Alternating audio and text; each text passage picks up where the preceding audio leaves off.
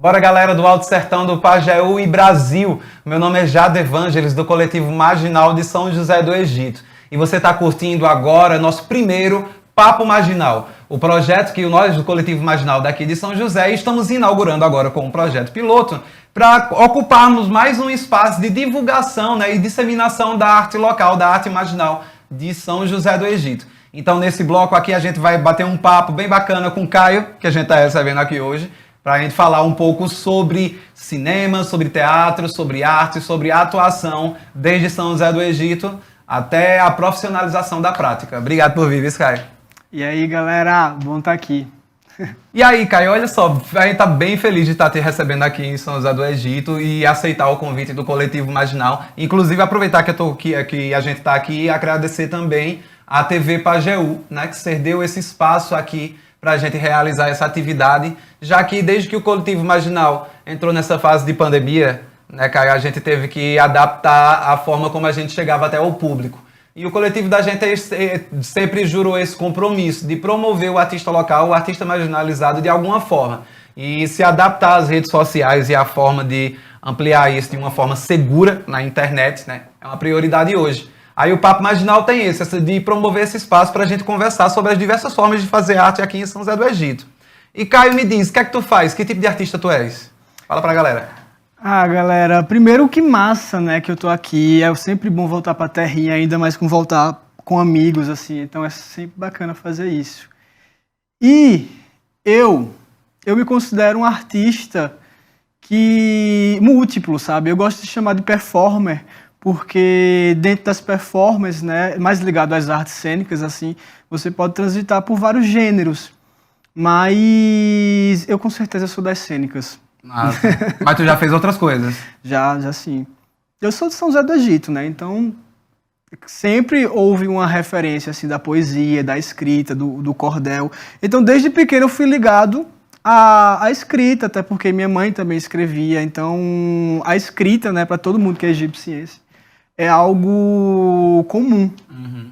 Mas eu lembro assim que na minha infância, e justamente porque São José do Egito até então não tinha, pelo menos não no meu tempo, não tinha uma cultura assim de arte das cênicas, a não ser os recitais de poesia, não tinha teatro, por exemplo, não tinha cinema. Então eu fui uma criança mais ligada às plásticas, sabe? Eu desenhava, pintava, modelava com argila, sabe? Isso infância? Isso infância ainda, com certeza. E as cênicas, o teatro, ela chegou para mim aos poucos. Chegou com certeza através dos recitais de poesia, através da escrita, mas que, principalmente no ensino médio, né, nos últimos anos de colegial, eu senti essa necessidade de estudar a fundo as artes da apresentação, né, as artes corporais, as artes ditas performances. Tu já compôs coletivo de grupos de teatro, então, nas escolas que você estudou? Você estudou aqui em São José do Egito? Sim. Fundamental? Sim, estudei ensino médio, né, e fundamental. Saí alguns momentos da infância para estudar em outras cidades, mas sempre retornei. Terminei os estudos em colegial aqui mesmo. E até então, a minha referência com o teatro, né, com a arte da atuação, aqui em São José do Egito foi com a escola mesmo, fazendo peças assim, para as disciplinas, apresentar o próprio colégio, né? Tu acha importante, Caio? Com certeza. Na escola? Com certeza. Fundamental. Precisa, sim. Porque é arte, né? Uma forma assim, mesmo se você não visar ser um artista no futuro, a arte ela tem um poder de desabafo imenso, tem um poder de cura imenso, sabe? Então é muito importante ter esse tipo de consciência, né? Da necessidade de existir arte nos campos de formação. E essa arte ser considerada tão importante quanto qualquer outra matéria que vai levar um vestibular, entendeu? Talvez até mais.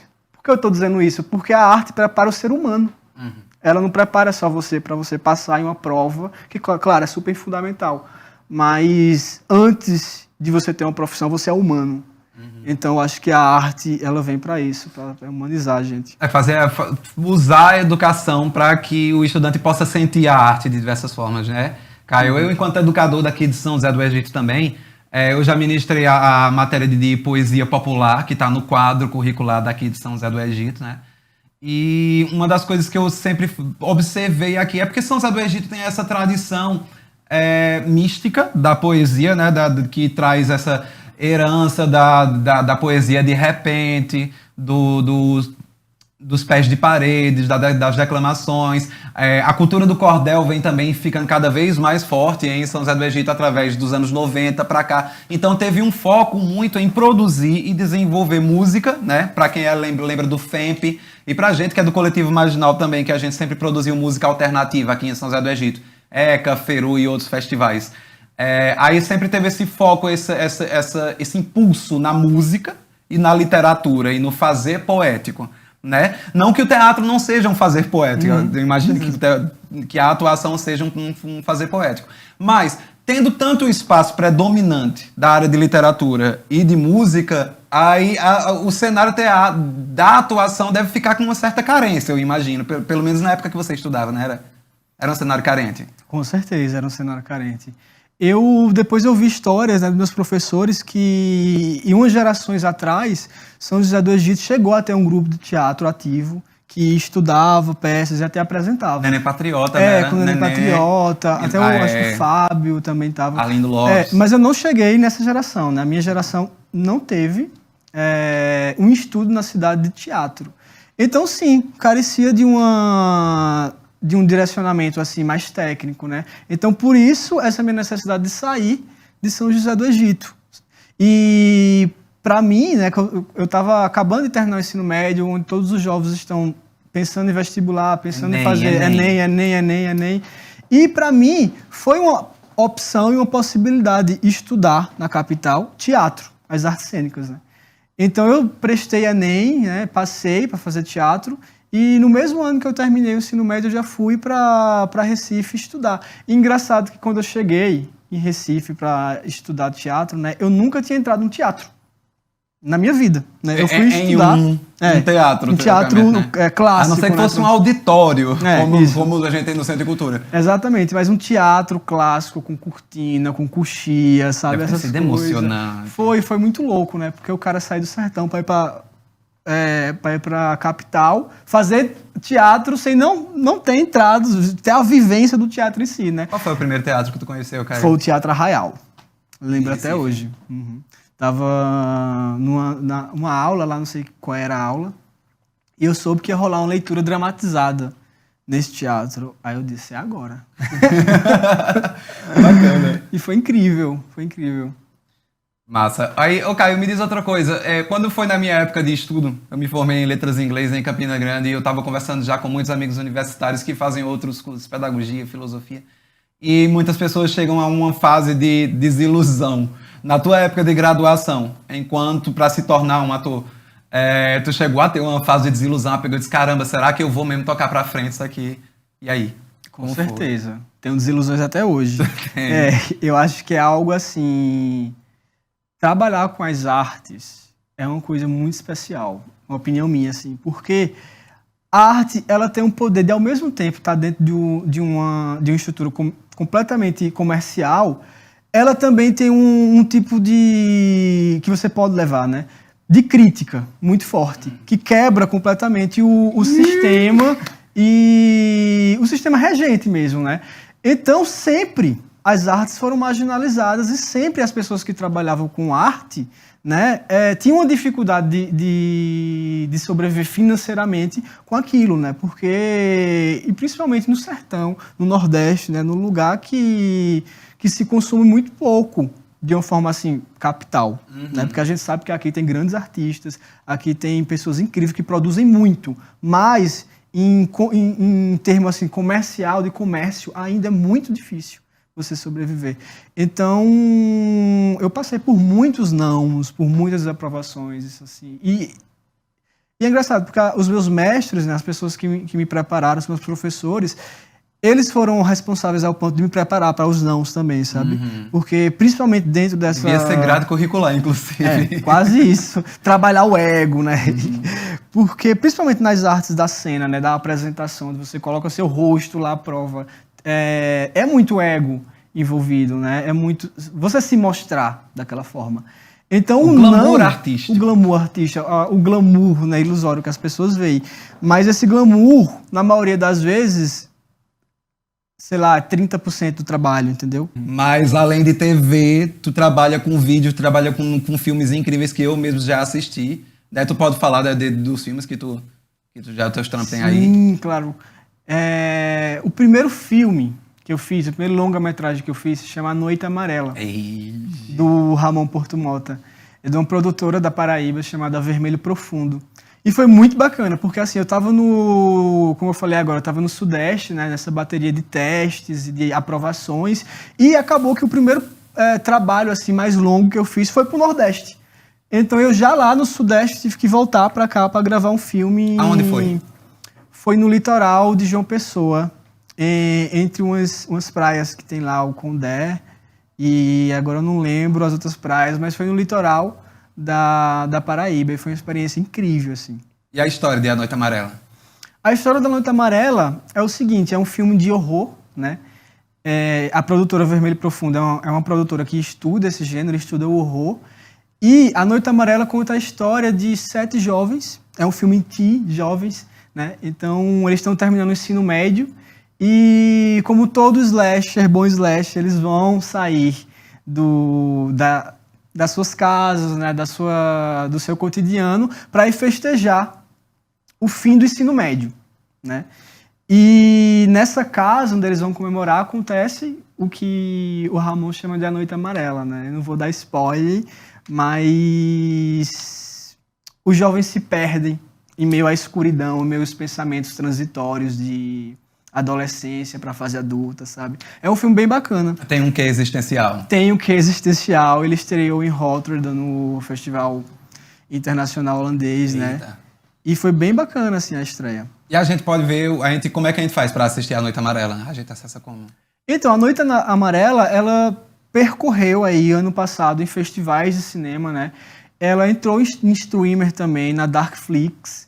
E agora ela tá ainda nesse circuito de festivais. Uhum. Teve uma mostra nas salas de cinema no ano passado, né, mas agora não está mais disponível no cinema. Mas vocês podem alugar também esse filme na Google Play, no Now, né? E se vocês digitarem no Google alugar Noite Amarela, com certeza todo mundo vai encontrar.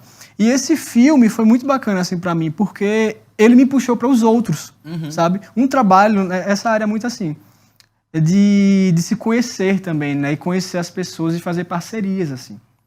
Então, A Noite Amarela me levou para outros projetos, me levou logo depois para outro filme de gênero, né? No horror. No horror, o Rodrigo Aragão. Acabou que foi um tempo que coincidiu, assim, porque de uns 2 anos para cá o horror está em ascensão, né? Tem sentido. E o Brasil também tem feito muitas produções de cinema de gênero, cinema de horror, né?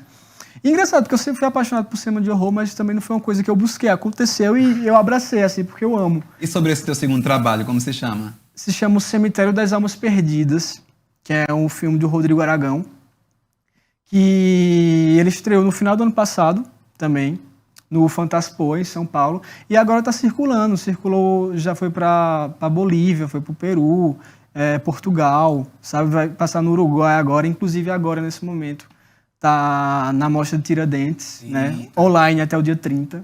Bacana. Dá para acessar ainda? Até o dia 30 de janeiro, né? Então, até o dia 30 de janeiro. Acho que é quando a gente tiver ao ar, quando esse vídeo for ao ar, já não vai estar mais. Mas espero que tenha vencido.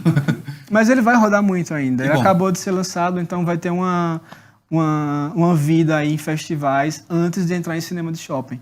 E qual é a sensação que a galera pode esperar no Cemitério das Almas Perdidas? É um filme de horror também, mas eu diria que é um filme muito diferente do A Noite Amarela, por exemplo. Porque A Noite Amarela tem uma veia mais existencial, minimalista, sabe? Um filme quase adramático, assim, por não ter um clímax muito bem desenhado, sabe? O Cemitério, ele, para quem conhece o Rodrigo Aragão, se alguém se interessar por cinema e por efeitos especiais e quiser dar um Google nele, ele é considerado um monstrólogo brasileiro, né? O cara dos efeitos especiais, assim. Então é um filme extremamente o oposto da Noite Amarela. É um filme que ele tem um aparato visual muito grande, muito exagerado. Gótico, sangue, né? Gótico, gore, sabe? Sangue espirrando no rosto, assim. Ah, gosto! E ele é um filme muito bacana porque, com tudo isso, o Rodrigo faz com que ele fique um filme extremamente político, sabe? Então é um filme... Importante. Com certeza, principalmente nos tempos que a gente tá, né? E é um filme que fala sobre colonização, é um filme que fala sobre os processos de colonização e as marcas desse processo até os dias atuais, né? Ancestralidade. Justamente. O filme conta uma caravana trazendo pelos jesuítas no tempo colonial no Brasil. É um filme épico. E ao chegar no Brasil, os padres trazem um livro, né? E esse livro é o livro de São Cipriano, onde eles vão hipocritamente, né, inverter a cruz. E assim como os jesuítas fizeram também naquela época, exterminar praticamente todas as nações indígenas que tiverem no caminho, né? Só que o Rodrigo Aragão, ele usa de uma metáfora do horror, né, de uma metáfora do exagero, do símbolo do monstro, né, do demônio, para brincar com essa sátira, né, essa fábula, e desenhar essa crítica que eu achei muito bacana.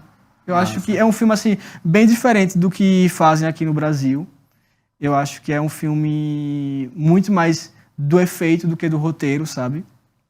Mas é uma proposta muito bacana. Inclusive, Caio, fazendo um link com essa informação da batalha colonialista, né? Que está retratada no filme do Cemitério das Almas Perdidas. Além do campo da atuação, você também atua na área como pesquisador também, né? E nesses campos de pesquisa você também tem esse foco nos grupos nativos brasileiros, né? Isso, tu pode falar desse trabalho? Sim, sim. Quando eu terminei a graduação em teatro, em Recife, né, que eu fui para o Sudeste, era uma questão minha assim também, porque eu não queria parar de estudar, sabe? E eu sabia que ir para São Paulo e para o Rio, e esse dia a dia de estúdio, né, uma coisa muito técnica, mexer com câmera é um negócio técnico, e eu não queria ficar frio, sabe, nos estudos. Foi aí que eu aproveitei minha ida para o Sudeste para me inscrever em um mestrado e continuar estudando as artes da cena. Só que, durante a minha pesquisa, eu me debrucei por um objeto de pesquisa que me fascinou, que foi a etnocenologia, que é um estudo das artes cênicas com viés antropológicos, viés etnográficos, né? E eu comecei a estudar a atuação antes desse conceito do lazer. Né? A atuação enquanto misticismo, enquanto sagrado, enquanto expressão espiritual, né? E foi aí que eu cheguei nas nações indígenas de Pernambuco. Então eu comecei a desenvolver um estudo de descoberta das performances indígenas, mais específico na comunidade Pancararu, que ela é localizada no Alto do São Francisco, né, entre as cidades de Itacaratu e Petrolândia. E eu cheguei aí até a aldeia, né? A gente gravou um material também que está em fase de pós. E eu defendi essa pesquisa em São Paulo. Era minha dissertação de mestrado, essa pesquisa. E foi por causa dessa pesquisa na USP, desse mestrado, que eu comecei também a analisar a atuação por outro viés, sabe? E não um viés comercial, mas um viés que ligasse mais à ancestralidade do que essa arte significou, assim. Ô, Caio, assim, no campo da declamação, na época que eu praticava declamação aqui em São José do Egito com mais frequência, eu costumava fazer uma imersão dentro da emoção do poema, né? Dentro da disciplina de poesia popular daqui de São José do Egito, eu converso muito com os estudantes disso. Eu vejo a poesia, nós entendemos a poesia como uma entidade sagrada composta de emoção que se manifesta através do artista em plano material, né? Então, acaba se gerando isso uma relação sagrada, uma relação santa entre o artista e a poesia, né? Que a poesia utiliza desse artista para se manifestar em plano terreno. O que é que tu acha dessa ligação com relação ao campo de atuação, quando você para entrar num personagem? Porque a gente fica pensando dessa forma, né? Em campos de locais sagrados, a imersão de um espírito, do espírito artístico para performar. O que é que tu pensa dessa ideia? Uma vez, você falando agora me lembrou, uma vez perguntaram a Fernanda Montenegro como é que a pessoa sabe se é um ator, né? Se vai dar certo, não sei o quê. O que é que ela diria também às pessoas que estão iniciando. Aí ela falou, desista. Ela falou, não vá, não vá, não vá. A cara de Fernanda. Mas, se a não ir, você adoecer, você não conseguir fazer mais nada, porque aquilo era a sua vida, aí você tem que voltar. Entendeu? Porque assim, depois eu fui entender isso. A maioria das pessoas, quando pensam em arte, quando pensam principalmente em cinema, em atuação, elas visam o seguinte, elas visam a fama, elas vivem um tipo de estado que ela acha que uma estrela tem. Os fins, não os fins. Meios, né? Um carro que um artista famoso tem. Ela não visa o trabalho em si. E o trabalho da arte, do artista, é um trabalho muito rígido. Dói. Dói muito. É gostoso. É gostoso também. Mas você precisa se dedicar muito, entendeu? E na maioria das vezes vai ser não. Vai ser não. Isso é assim de praxe, entendeu? Porque todo o sistema luta contra. E eu acredito que isso também se abrange para outros campos artísticos. Com certeza, com certeza. Então, por isso que eu acho que a arte, ela realmente está ligada a algo mais do que só o ganha-pão, entendeu? Claro que ela é um ganha-pão também, e é muito importante a gente ganhar o pão fazendo arte. Mas eu acho que ela chega em lugares tão íntimos que chega a ser transcendente, entendeu? E liga a gente por uma veia sacra que vai ligar a gente para a evolução espiritual, seja qualquer noção de espiritualidade que você tenha. Mas ela, de certa forma, vai ligar aquilo, entendeu? Vai ligar uma catarse, vai ligar a um certo grau de iluminação. Porque senão é repetição, só repetição. Massa. Sabe? Vira um negócio assim, uma forminha, que você vai fazendo várias esculturas do mesmo jeito para vender. Mas comércio. Comércio. Mas o escultor, quando tá para parir uma obra, né, alguma coisa desperta ali, sabe? E acredito eu que é complexo.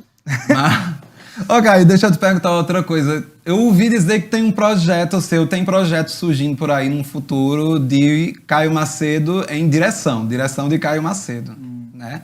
Tu pode falar alguma coisa ainda? Posso, tô me aventurando aí na direção também, né? Aqueles mal começou a atuar, já tá. Mas não, tem que trampar, gente. É o corre delas. Lógico. E além de edital, né? Que foi alguma coisa que eu sempre tentei, assim, pra conseguir recursos, para fazer roteiros próprios, né?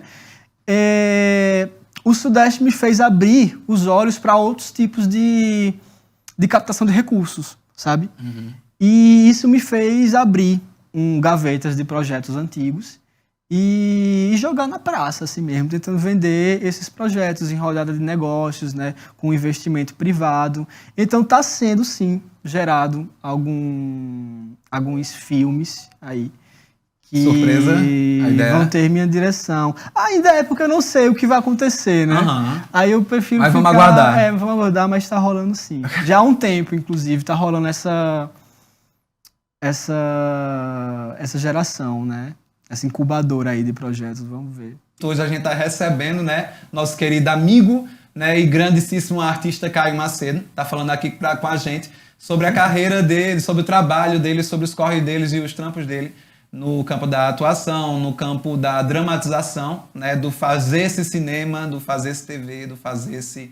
das coisas que você faz, das coisas que ele faz. Inclusive, a gente falou logo mais cedo aqui no começo do papo sobre alguns filmes que você está fazendo também, dos trabalhos que você chegou até agora na Rede Globo de televisão também. Mas me fala dos outros trampos que você tem feito. Fala mais corres que tem rolado. Logo quando eu cheguei no Sudeste, né, que rolou a minha experiência com audiovisual, com os primeiros longas, assim... começou a surgir outras propostas, né? E foi uma época também que, como eu já falei, o horror estava em ascensão, então imagino que por isso está acontecendo, várias produções de horror ao mesmo tempo estavam produzindo material, e isso aconteceu que eu engatei com 3 longas-metragens de horror, né? Então são 3.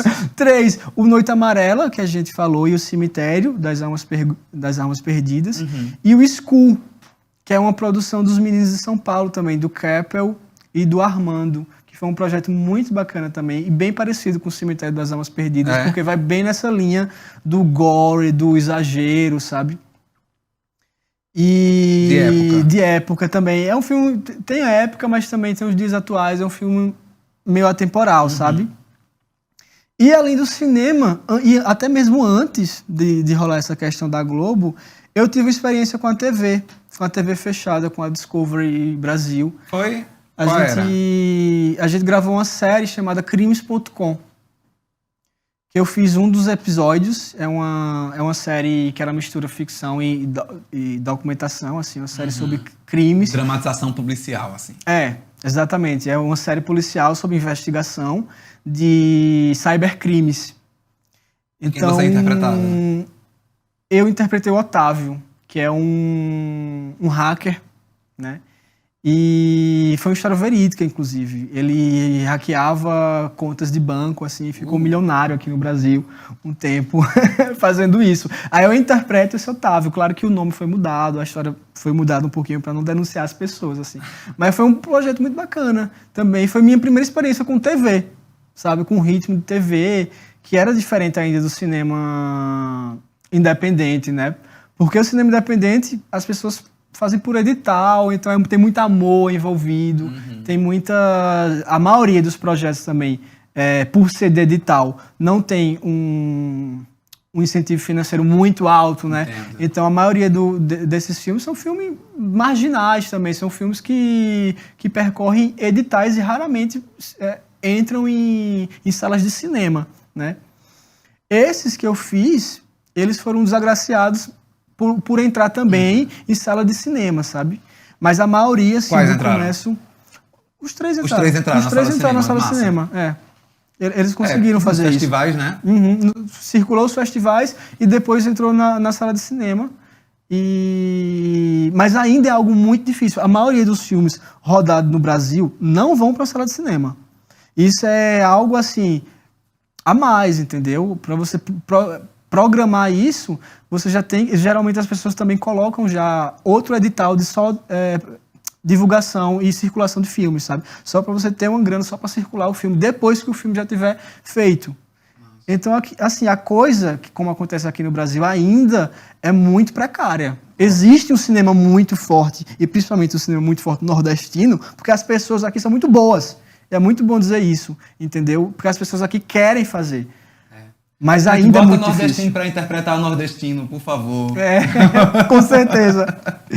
E a experiência com a Discovery no Brasil foi uma experiência assim, bem apática do que eu estava participando, porque era uma super produção, né? Imagina. A Discovery é uma TV mundial, assim. Ô, Caio, inclusive falando nisso, eu fico imaginando... Aliás, deixa eu te perguntar logo. E o palco? E o teatro? Então, o teatro, né? Saudades, inclusive, do teatro. A minha experiência com o teatro foi na cidade de Recife. Foi? Desde quando eu saí de Recife, eu não consegui fazer teatro no Sudeste. O audiovisual tomou o meu tempo, assim. Eu sou completamente apaixonado pelo cinema, pelo audiovisual, então eu abracei isso. E agora eu estou muito mais... Mas dá saudade? Muita saudade, né? O que é que tu trabalhou de teatro lá em Recife? Eu trabalhei, lembro sim. Trabalhei em peças assim, que eu guardo até hoje no coração. Uma delas é O Mar de Fiote, que foi uma peça incrível, que a gente fez baseado no livro da Ângela Radar, que é um livro sobre um menino do sertão que nunca viu o mar. Aí todos, né, porque na minha turma, coincidiu que minha turma tinha muitas pessoas que eram do sertão, assim, e foi uma catarse. Eu era essa criança. Eu também. E foi uma catarse essa peça, assim, era para teatro infantil, e era um teatro... muito imagético, assim, com muitas cores, sabe, com muitas acrobacias, e foi muito bacana fazer. Você fez clown? Fiz clown também, cheguei a fazer a Escola Pernambucana de Circo, né, então eu tenho uma formação em circo também, que depois da formação também não trabalhei muito, mas eu tenho uma formação em clown. Inclusive essa formação em clown me fez fazer várias experiências com o teatro em Recife, sabe? Depois dessa peça do Mar de Fiote, que tinha os traços do clown também, a gente fez o Wojciech, que é uma peça do Georg Büchner, que é um alemão aí da década de 30, que a gente fez perspectiva recifense, assim, sabe? Foi muito bacana, assim. Nossa. E minha vivência no teatro foi o Recife, sabe? Foi uma vivência muito bacana. Engraçado que, tipo, nessa época, eu tinha a vontade, né, a fome de trabalhar com audiovisual também, porque era uma coisa de mim, eu sempre quis. Mas ainda era uma coisa muito distante.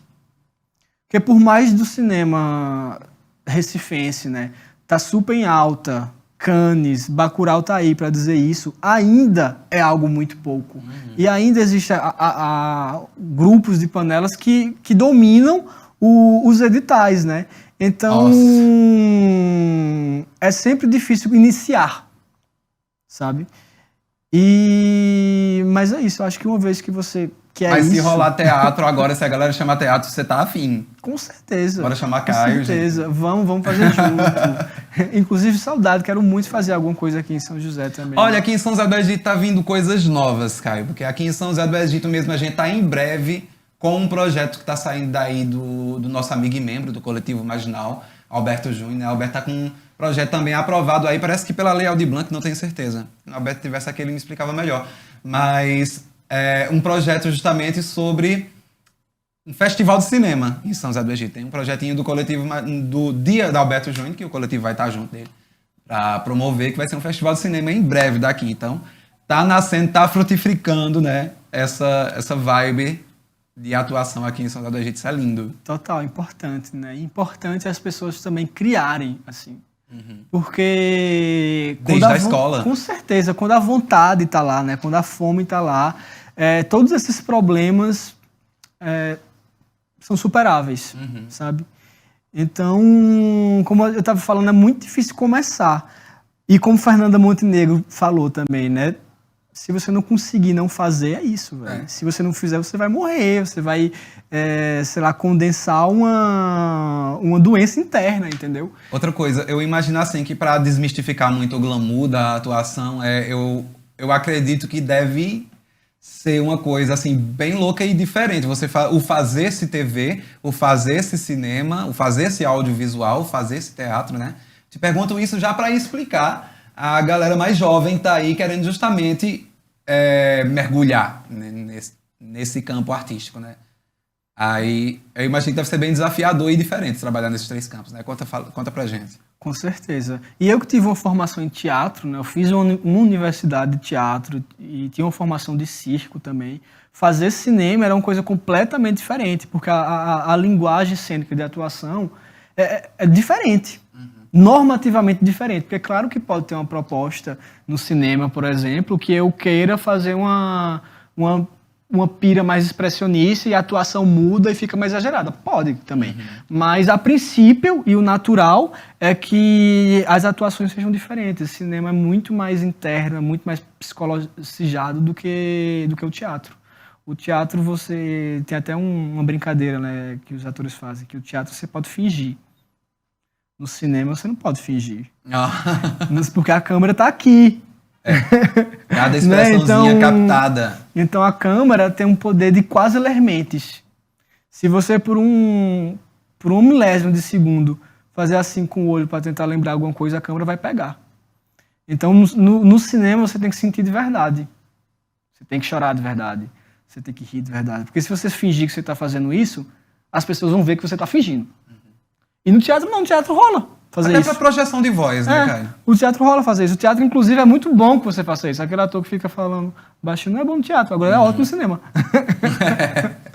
E essa diferença, assim, eu senti muito, assim, também. Mas era engraçado porque, quando eu fazia teatro, vários professores meus falaram isso, que eu tinha uma certa aptidão pra câmera. Eu acho que é por isso, por eu ser uma pessoa mais quietinha mesmo, assim, mais tímida mesmo, entendeu? Aí eu acho que, estereoticamente, pelo menos, combina mais com a atuação cobrada por uma câmera. Mas é possível trabalhar isso, né, Caio? Com certeza. O ator que fala baixo. Com certeza, com certeza.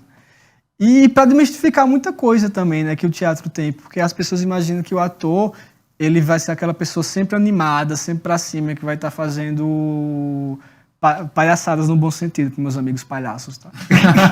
Né? E não é bem assim, né? Eu acho que o teatro é muito mais a arte do saber sofrer do que o saber glória, sabe? Eu acho que a arte da atuação é essa. O Anthony Artaud, que é um teatrólogo muito famoso aí, alemão também, ele falava que o ator, ele é o atleta do coração. Porque ele é a pessoa que vai saber medir e dosar os sentimentos, né? E buscar no seu corpo sentimentos que ele pode emprestar a uma personagem. Seriam as emoções, as ferramentas do ator? Exatamente, as ferramentas do ator, né? E como qualquer músculo, né? Se você não exercita aquele negócio, ele vai morrer. E então, assim, se você não for uma pessoa que esteja uma história, assim,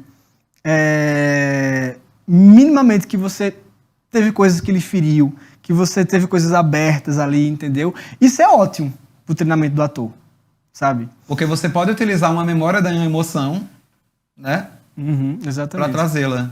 A memória da sua vivência, a memória do trauma, a memória dos aspectos bons que aconteceram na sua vida também. E projetar isso no seu objeto, no seu personagem, né? Então é muito louco isso, porque existe sim um estereótipo de ator, né? Que ator é quase um sobre-humano, pela pessoa que tipo quase não caga, né?